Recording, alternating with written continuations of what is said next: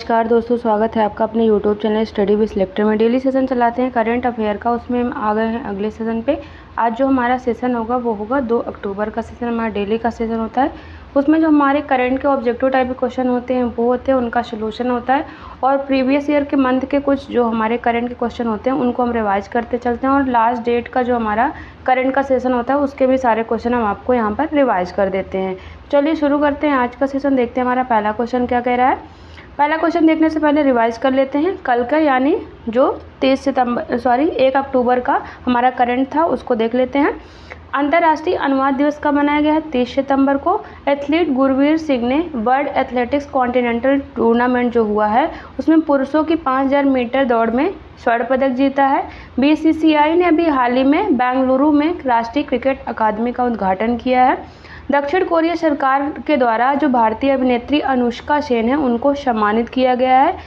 तेलंगाना राज्य सरकार के द्वारा छात्र भ्रमण के लिए तेलंगाना दर्शनी योजना जो है उसकी शुरुआत की गई है। अगला देखते हैं। क्या हाल ही में केंद्रीय मंत्री नितिन गडकरी ने महाराष्ट्र के नागपुर में ऑक्सीजन बर्ड पार्क का उद्घाटन किया है। आत्मघाती ड्रोन शाहेद 136B और जिहाद बैलिस्टिक मिसाइल का अनावरण अभी हाल ही में ईरान के द्वारा किया गया है। तूफान हेलन ने अभी हाल ही में अमेरिका देश को प्रभावित किया है। भारतीय रेलवे ने दुर्घटनाओं के बाद बचाव कार्यों के लिए एक नया दल बनाया जिसका नाम है रेल रक्षक दल। हाल ही में किस राज्य में एक चोटी का नाम दलाई लामा के नाम पर रखा गया? तो आंसर हो जाएगा अरुणाचल प्रदेश। अरुणाचल प्रदेश में अभी हाल ही में एक चोटी का नाम जो है वो दलाई लामा के नाम पर रखा गया। तो ये हमारे 1 अक्टूबर के जो करंट थे उनको हमने रिवाइज कर लिया। अब देखते हैं अगला क्वेश्चन हमारा। कह रहा है हाल ही में विश्व शाकाहारी दिवस कब मनाया गया? विश्व शाकाहारी दिवस कब मनाया गया? हमारा करेक्ट आंसर ऑप्शन ए हो जाएगा। अभी हाल ही में 1 अक्टूबर को विश्व शाकाहारी दिवस मनाया गया है। तो करेक्ट आंसर ऑप्शन ए हो गया। बात करें तो विश्व शाकाहारी दिवस हर साल 1 अक्टूबर को मनाया जाता है। 1977 में नॉर्थ अमेरिकन वेजिटेरियन सोसाइटी द्वारा इसकी स्थापना की गई थी। कब? 1977 में। और 1978 में इंटरनेशनल वेजिटेरियन यूनियन ने इसे अंतर्राष्ट्रीय रूप में मान्यता दी थी। तो हर साल 1978 से मनाया जाता है 1 अक्टूबर को विश्व शाकाहारी दिवस। अब देख लेते हैं हमारे सितंबर के कुछ जो दिवस हैं उनको देखते हैं, रिवाइज करते हैं। राष्ट्रीय हिंदी दिवस 14 सितंबर को मनाया जाता है। विश्व इंजीनियर दिवस 29 सितंबर को। विश्व बांस दिवस 18 सितंबर को। विश्व ओजोन दिवस 16 सितंबर को। विश्व रेबीज दिवस 28 सितंबर को मनाया जाता है। अंतर्राष्ट्रीय सांकेतिक भाषा दिवस 23 सितंबर को। विश्व गणना दिवस 22 सितंबर को। राष्ट्रीय शिक्षक दिवस मनाया जाता है 5 सितंबर को। और अंतर्राष्ट्रीय साक्षरता दिवस 8 सितंबर को मनाया जाता है। ये हमारे सितंबर के कुछ जो इम्पॉर्टेंट डेज हैं उनको हमने रिवाइज किया, बाकी आप देख लीजिएगा। आगे बढ़ते हैं। अगला क्वेश्चन कह रहा है हाल ही में 54वें Dada Saheb Phalke life time achievement award से किसे सम्मानित किया गया? नंबर कौन सा था? 54 नंबर है, उससे Dada Saheb Phalke life time achievement award से किसे सम्मानित किया गया? हमारा करेक्ट आंसर ऑप्शन ए हो जाएगा। मिथुन चक्रवर्ती जो हैं उनको अभी हाल ही में 54वें Dada Saheb Phalke life time achievement award से सम्मानित किए जाने की घोषणा की गई है। करेक्ट आंसर हमारा ऑप्शन ए हो गया। बात करें तो केंद्रीय सूचना एवं प्रसारण मंत्री अश्विनी वैष्णव ने 30 सितंबर 2024 को घोषणा की है कि हिंदी और बंगाली फिल्म अभिनेता मिथुन चक्रवर्ती को 2022 के प्रतिष्ठित Dada Saheb Phalke life time achievement पुरस्कार के लिए चुना गया है। किसके लिए? 2022 के लिए अवार्ड दिया जा रहा है, ये ध्यान देने वाली बात है। मिथुन चक्रवर्ती दादा साहब फाल्के पुरस्कार के 54वें प्राप्तकर्ता होंगे। पिछले साल वहीदा रहमान को 2021 के लिए दादा साहब फाल्के पुरस्कार जो है दिया गया था। वहीदा रहमान 2021 में उनको मिला था। आशा पारेख को 2020 में दिया गया था। रजनीकांत को 2019 में और अमिताभ बच्चन को 2018 में। और अभी हाल ही में 2022 का जो Dada Saheb Phalke life time achievement award है वो मिथुन चक्रवर्ती को दिए जाने की घोषणा की गई है। अब देखते हैं हमारे करंट के कुछ क्वेश्चन रिवाइज करते चलते हैं। Foundation of SAARC writers and literature ने शेख मुजीबुर रहमान को विशेष साहित्यिक पुरस्कार प्रदान किया है। तेलंगाना ने दलितों के कल्याण में शामिल लोगों को मान्यता देने के लिए डॉक्टर भीमराव अंबेडकर पुरस्कार की घोषणा की है। केरल राज्य सड़क परिवहन निगम ने UITP पुरस्कार से सम्मानित किया गया है। केरल राज्य सड़क परिवहन जो है उसको UITP पुरस्कार से सम्मानित किया गया है। रतन टाटा को महाराष्ट्र सरकार द्वारा स्थापित प्रथम उद्योग रत्न पुरस्कार से सम्मानित किया गया है। जेनी एप्रेनबर्ग द्वारा लिखित माइकल हॉफमैन द्वारा अनुवादित पुस्तक कैरोस को 2024 के अंतर्राष्ट्रीय जो बुकर पुरस्कार है उससे सम्मानित किया गया है। तो ये हमारे कुछ रिवीजन के क्वेश्चन थे करंट के। आगे बढ़ते हैं। अगला क्वेश्चन कह रहा है हाल ही में आईफा अवार्ड 2024 में सर्वश्रेष्ठ फिल्म का अवार्ड किस फिल्म को मिला है। आईफा अवार्ड जो अभी हाल ही में प्रदान किए गए हैं उसमें सर्वश्रेष्ठ फिल्म का अवार्ड किस फिल्म को मिला है। हमारा करेक्ट आंसर ऑप्शन बी हो जाएगा। एनिमल जो मूवी है उसको अभी हाल ही में आईफा अवार्ड 2024 में सर्वश्रेष्ठ फिल्म का अवार्ड प्रदान किया गया है। एनिमल हमारा करेक्ट आंसर हो जाएगा। अंतर्राष्ट्रीय भारतीय फिल्म अकादमी यानी आईफा अवार्ड 2024 अबू धाबी में आयोजित किए गए हैं। आईफा अवार्ड 2024 में एनिमल को बेस्ट फिल्म का खिताब दिया गया है। एनिमल मूवी को यह खिताब दिया गया है। अब देख लेते हैं इसके जो आईफा अवार्ड 2024 के जो प्रमुख विजेता हैं, पुरस्कार विजेता, उनको देखते हैं। सर्वश्रेष्ठ फिल्म का पुरस्कार मिला है एनिमल को। इसको निर्देशित किसने किया है? संदीप रेड्डी वांगा ने। सर्वश्रेष्ठ अभिनेता का पुरस्कार फिल्म जवान के लिए शाहरुख खान को। सर्वश्रेष्ठ अभिनेत्री का पुरस्कार दिया गया है रानी मुखर्जी को। उनकी किस फिल्म के लिए? मिसेज चटर्जी वर्सेस नॉर्वे के लिए। सर्वश्रेष्ठ निर्देशक का पुरस्कार दिया गया है विनोद चोपड़ा को 12th फेल के लिए। सर्वश्रेष्ठ सहायक अभिनेता अनिल कपूर फिल्म एनिमल। सर्वश्रेष्ठ सहायक अभिनेत्री शबाना आजमी राखी और रानी की प्रेम कहानी के लिए दिया गया है। Best actor in negative role Bobby Deol Animal movie के लिए। सर्वश्रेष्ठ गायक पुरुष एनिमल से अर्जन वैली के लिए भूपेंद्र बब्बल को दिया गया है। और सर्वश्रेष्ठ गायिका जो महिला हैं उनको शिल्पा राव को दिया गया है। चलिया जो है सॉन्ग के लिए उनको ये पुरस्कार दिया गया है। तो ये आईफा अवार्ड 2024 के कुछ विजेताओं के नाम हैं, इनको आप देख लीजिएगा। आगे बढ़ते हैं। अगला क्वेश्चन कह रहा है हाल ही में किसे इंडसइंड बैंक का MD और CEO नियुक्त किया गया है। किसका? इंडसइंड बैंक का MD और CEO नियुक्त किया गया है। तो हमारा करेक्ट आंसर ऑप्शन डी हो जाएगा। सुमंत कठफालिया जो हैं उनको अभी हाल ही में इंडसइंड बैंक का MD और CEO नियुक्त किया गया है। तो करेक्ट आंसर हमारा ऑप्शन डी हो जाएगा। बात करें तो निजी क्षेत्र के ऋणदाता इंडसइंड बैंक के निदेशक मंडल ने सुमंत कठफालिया को 3 साल की अवधि के लिए बैंक के प्रबंध निदेशक और मुख्य कार्यकारी यानी MD और CEO फिर से नियुक्त कर दिया है। उनकी अवधि कब तक कार्यकाल रहेगा? 24 मार्च 2025 से 23 मार्च 2028 तक उनका कार्यकाल रहने वाला है। अब इंडसइंड बैंक के बारे में थोड़ा जानकारी ले लें। इंडसइंड बैंक जो लिमिटेड एक भारतीय वित्तीय सेवा कंपनी है जिसका मुख्यालय मुंबई में है। इंडसइंड बैंक का उद्घाटन अप्रैल 1994 में तत्कालीन केंद्रीय वित्त मंत्री मनमोहन सिंह ने किया था। बैंक ने अपना परिचालन 17 अप्रैल 1994 को SP हिंदुजा की अध्यक्षता में शुरू किया था। तो इसका उद्घाटन कब हुआ था? 1994 में और मुख्यालय इसका मुंबई में है। आगे देखते हैं करंट के क्वेश्चन, फिर प्रीवियस मंथ के रिवाइज करते हैं। भारत के CAG गिरीश चंद्र मुर्मू ने 2024 से 27 की अवधि के लिए ASOSAI का अध्यक्ष का कार्यभार संभाला है। मध्य प्रदेश कैडर के 1991 बैच के IPS अधिकारी आलोक रंजन को राष्ट्रीय अपराध रिकॉर्ड ब्यूरो यानी NCRB का निदेशक नियुक्त किया गया है। इब्राहिमा शेख डियोंग को वैश्विक जलवायु हानि और क्षति कोष का प्रथम निदेशक नियुक्त किया गया है। मिशेल बार्नियर को फ्रांस का प्रधानमंत्री नियुक्त किया गया है। अनुराग कुमार दिसानायके जो हैं उनको अभी हाल ही में श्रीलंका का राष्ट्रपति चुना गया है। IPS अधिकारी अनुराग गर्ग को नारकोटिक्स कंट्रोल ब्यूरो यानी NCB का नया महानिदेशक नियुक्त किया गया है। एयर मार्शल अमरप्रीत सिंह भारतीय वायुसेना के अगले प्रमुख नियुक्त किए गए। तो ये नियुक्तियों से संबंधित हमारे प्रीवियस मंथ के कुछ करंट के क्वेश्चन थे जिनको हमने रिवाइज किया। बढ़ते हैं अगले क्वेश्चन की तरफ। कह रहा है हाल ही में 70वीं नेहरू ट्रॉफी बोट रेस का आयोजन कहाँ पर किया गया है। जो 70वीं नेहरू ट्रॉफी बोट है उस रेस है उसका आयोजन कहाँ पर किया गया है। हमारा करेक्ट आंसर ऑप्शन सी हो जाएगा। केरल में अभी हाल ही में जो नेहरू ट्रॉफी बोट रेस है जो एडिशन है उसका 70वां तो आयोजन किया गया है उसका केरल में। करेक्ट आंसर ऑप्शन सी हो जाएगा। नेहरू ट्रॉफी बोट रेस का 70वां संस्करण केरल के अलपुझा में आयोजित किया जा रहा है। कुल 74 नावें 9 श्रेणियों में इसमें प्रतिस्पर्धा कर रही हैं, जिनमें से 19 नावें स्नेक बोट श्रेणी में भाग ले रही हैं। पल्लथुरुथी बोट क्लब के करिचल चुंदन ने वियापुरम चुंदन को पछाड़कर 17वीं नेहरू ट्रॉफी बोट रेस जीत ली है। किसने जीता है? करिचल चुंदन ने जीत लिया है ये 17वीं जो नेहरू ट्रॉफी बोट रेस है। तो इसका आयोजन केरला में किया गया है। अब केरल की बात करें तो केरल की राजधानी क्या है? तिरुवनंतपुरम यहाँ की राजधानी। यहाँ के राज्यपाल हैं आरिफ मोहम्मद खान और यहाँ के मुख्यमंत्री पिनरई विजयन। ये स्थापना दिवस है 1 नवंबर 1956, यहाँ का स्थापना दिवस है केरल का। आगे देखते हैं, अब केरल से संबंधित हम करंट के कुछ क्वेश्चन रिवाइज करते हैं प्रीवियस मंथ के।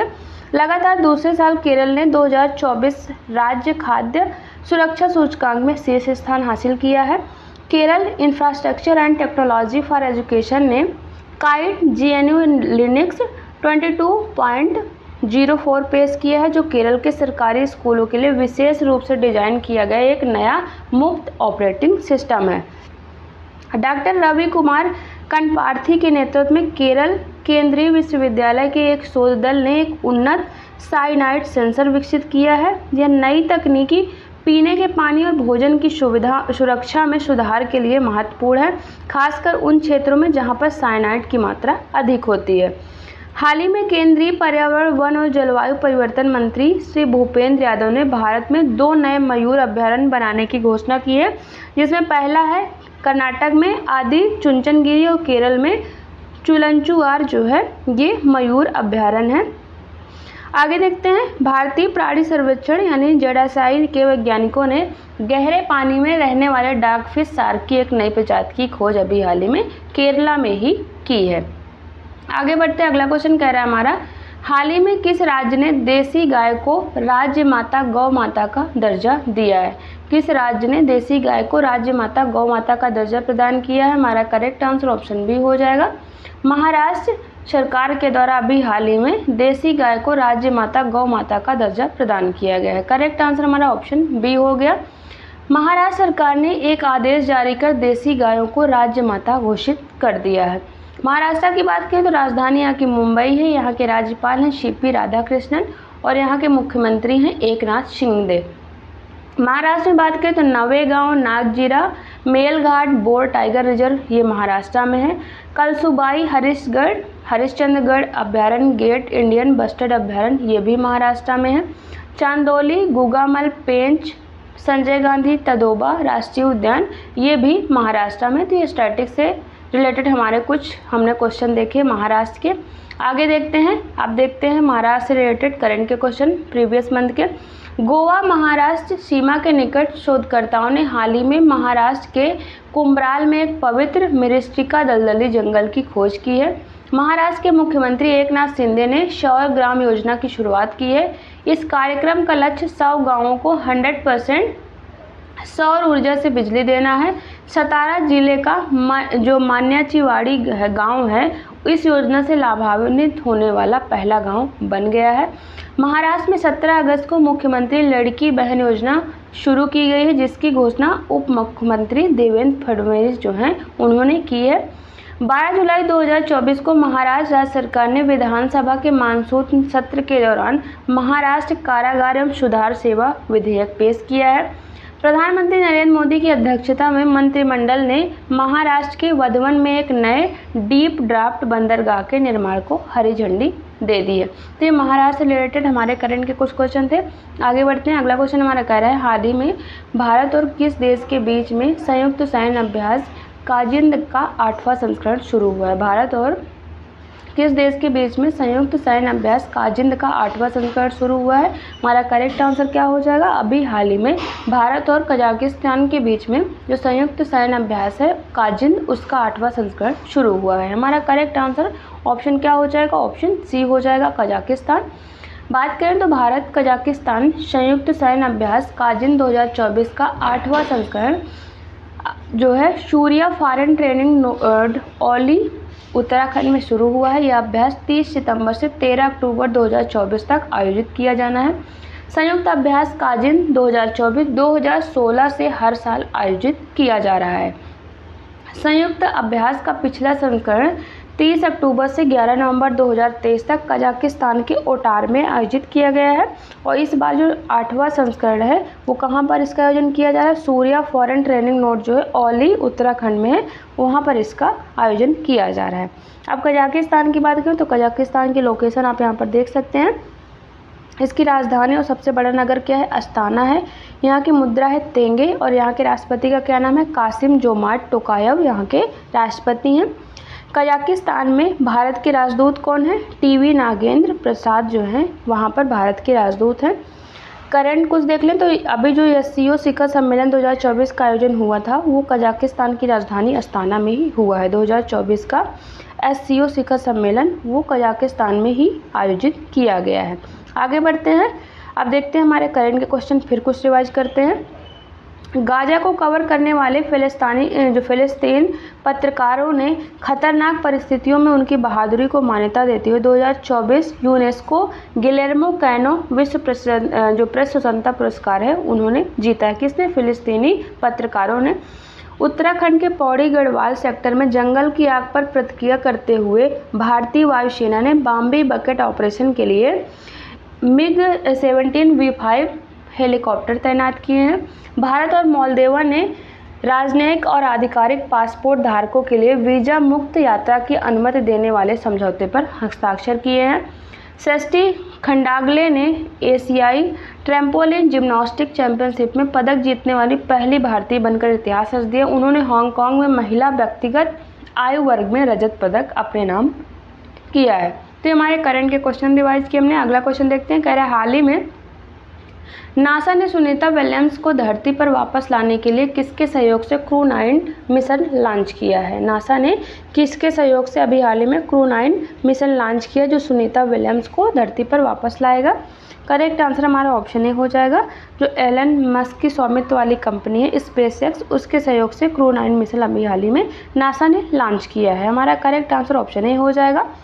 बात करें तो नासा और स्पेसएक्स ने फ्लोरिडा संयुक्त राज्य अमेरिका के Cape Canaveral space force station से क्रू 9 मिशन लॉन्च किया है, जिसमें 2 यात्री यहां से सवार होकर गए और उसमें 2 सीटें खाली रखी गई ताकि आपको पता है कि अंतरिक्ष में सुनीता विलियम्स और उन जो बुच विल्मोर हैं वो गए थे। स्टार लाइनर जो विमान था उससे गए थे, लेकिन उसमें तकनीकी खराबी आने के कारण वो लोग वहीं पे फंस गए हैं। उनको वापस तो 8 दिन में आना था, लेकिन अभी तक वो लोग वहीं हैं। तो उनको वापस लाने के लिए ये जो है अभी हाल ही में क्रू 9 मिशन नासा के द्वारा लॉन्च किया गया है। तो वहाँ पर कौन कौन है, सुनीता विलियम्स और बुच विल्मोर हैं, उनको वापस लाया जाएगा जो काफ़ी टाइम से वहाँ पर फंसे हुए हैं। आगे बढ़ते हैं, फिर करंट के क्वेश्चन कुछ रिवाइज करते हैं। भारत ने 24 अगस्त 2024 को चेन्नई के थिरुविंदथई से अपना पहला पुनः प्रयोज्य हाइब्रिड रॉकेट जिसका नाम क्या है, रूमी, लॉन्च किया है। पाकिस्तान ने चीन के सिचांग सैटेलाइट लॉन्च सेंटर से multi mission communication satellite launch किया जो पाकिस्तान के नेशनल स्पेस प्रोग्राम 2047 का हिस्सा है। इजराइल एरोस्पेस इंडस्ट्रीज़ ने एयर लोरा का अनावरण किया है जो लोरा बैलिस्टिक मिसाइल का एक हवाई लॉन्च संस्करण है। उच्च मूल्य वाले लक्ष्यों पर हमला करने के लिए डिज़ाइन किया गया है। ईरान ने रूस से पार्स 1 उपग्रह को कक्षा में लॉन्च किया है। तो ये हमारे जो अभी हाल ही में कुछ अंतरिक्ष में लॉन्च किए गए हैं मिशन, उनसे रिलेटेड हमारे करंट के कुछ क्वेश्चन थे। आगे बढ़ते हैं, अगला क्वेश्चन कह रहा है हाल ही में 9वीं विश्व जूनियर वुशु चैंपियनशिप 2024 का आयोजन कहां पर किया गया है। 9वीं विश्व जूनियर वुशु चैंपियनशिप 2024 का आयोजन कहां पर किया गया है। हमारा करेक्ट आंसर ऑप्शन ए हो जाएगा। ब्रुनेई में अभी हाल ही में 9वीं विश्व जूनियर वुशु चैंपियनशिप का आयोजन किया गया है। तो करेक्ट आंसर हमारा ऑप्शन ए हो जाएगा। बात करें तो 9वीं विश्व जूनियर वुशु चैंपियनशिप 2024 22 से 30 सितंबर 2024 तक बंदर सेनी बेगावन जो ब्रुनेई की राजधानी है वहां पर आयोजित की गई है। युवा भारतीय वुशु खिलाड़ियों ने 9वीं विश्व जूनियर वुशु चैंपियनशिप में 2 स्वर्ण, 1 रजत और 4 कांस्य पदक के साथ टोटल 7 पदक जीते हैं। कितने? 7 पदक, जिसमें से 2 स्वर्ण पदक है, 1 रजत पदक और 4 जो है कांस्य पदक है। टोटल 7 पदक जीते हैं भारतीय खिलाड़ियों ने।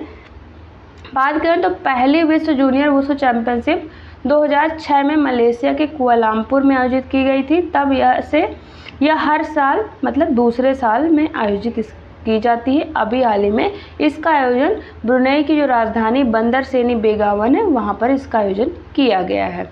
अब ब्रुनेई से बात करें तो ब्रुनेई की राजधानी बता ही दिया है आपको। अब मुद्रा देख ले, मुद्रा क्या है यहाँ की, ब्रुनेई डॉलर है। यहाँ के सुल्तान कौन है, सुल्तान हाजी हसनल बोलकिया है यहाँ के सुल्तान है। साल 1967 से ही ये सुल्तान की गद्दी पर है, साल 1967 से ही ये सुल्तान बने हुए हैं।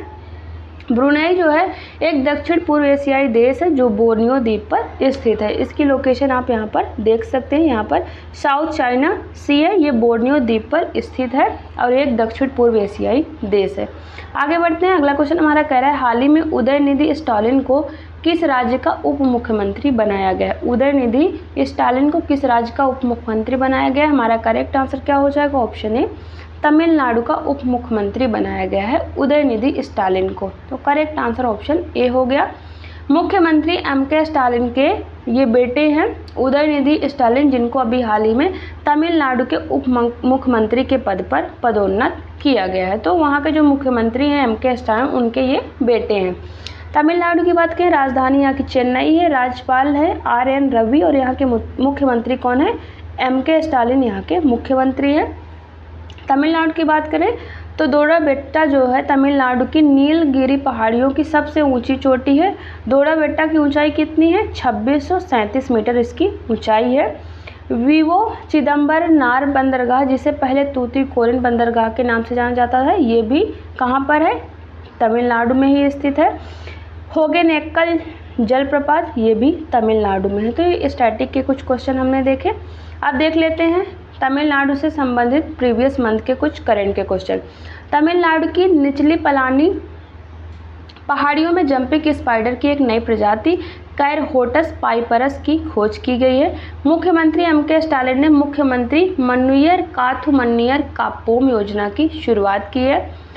तमिलनाडु पशुपालन विभाग ने हाल ही में 23 कुत्तों की जो नस्ल है उनको प्रतिबंध कर दिया है, जिसे खूंखार माना जाता है, जिसमें रोटवीलर, पिटबुल टेरियर और टोसा जैसी जो मुख्य नस्लें हैं वो शामिल हैं। हाल ही में प्रधानमंत्री नरेंद्र मोदी ने तमिलनाडु के कुलशेखरपट्टिनम में स्थित भारत के दूसरे अंतरिक्ष बंदरगाह की आधारशिला रखी है। वियतनाम स्थित इलेक्ट्रिक वाहन निर्माता विनफास्ट ऑटो लिमिटेड ने दक्षिण तमिलनाडु के थूथुकुडी में एक नई एकीकृत ईवी यानी इलेक्ट्रिक व्हीकल विनिर्माण इकाई की स्थापना के लिए निर्माण कार्य शुरू कर दिया है। तमिलनाडु के जो सुपरस्टार हैं विजय ने तमिलनाडु और पुडुचेरी में तमिलगा वेत्री कझमम नाम की एक राजनीतिक पार्टी की स्थापना की है। इसका मुख्यालय कहाँ पर है, चेन्नई में इसका मुख्यालय स्थित है। तो ये हमने कुछ रिवाइज किए करंट के क्वेश्चन और रिवीजन के क्वेश्चन हम ऊपर कर चुके हैं, तो दोबारा उसकी हमारी आवश्यकता नहीं है। अब एक क्वेश्चन देखते हैं जो डेली आपसे पूछते हैं लास्ट वीडियो में, उसका आंसर देखते हैं। क्वेश्चन था हाल ही में किस राज्य का जिंजी किला यूनेस्को विश्व धरोहर स्थल के लिए नामांकित किया गया है। आंसर हो जाएगा हमारा ऑप्शन बी, तमिलनाडु का जिंजी किला जो है वो अभी हाल ही में यूनेस्को विश्व धरोहर स्थल के लिए नामांकित किया गया है। अब एक क्वेश्चन डेली आपसे पूछते हैं जिसका आंसर आपको हमें कमेंट बॉक्स में देना होता है। क्वेश्चन कह रहा है हाल ही में केंद्रीय मंत्री नितिन गडकरी ने कहां पर ऑक्सीजन बर्ड पार्क का उद्घाटन किया है। Option A Madhya Pradesh, option B Gujarat, option C Maharashtra, option D Rajasthan. तो इसका आंसर आप हमें कमेंट बॉक्स में ज़रूर दें। इस तरह से जो हमारा डेली का सेशन होता है वो ख़त्म होता है। आप टेलीग्राम चैनल के साथ ज़रूर जुड़े, वहाँ पर आपको एकदम फ्री में PDF डेली की मिल जाएंगी। और आपको हमारा वीडियो पसंद आ रहा है, वीडियो को लाइक करें, दोस्तों तक जरूर शेयर करें और चैनल को सब्सक्राइब करना बिल्कुल भी ना भूलें। चलिए मिलते हैं आपसे नेक्स्ट वीडियो में, तब तक के लिए थैंक यू।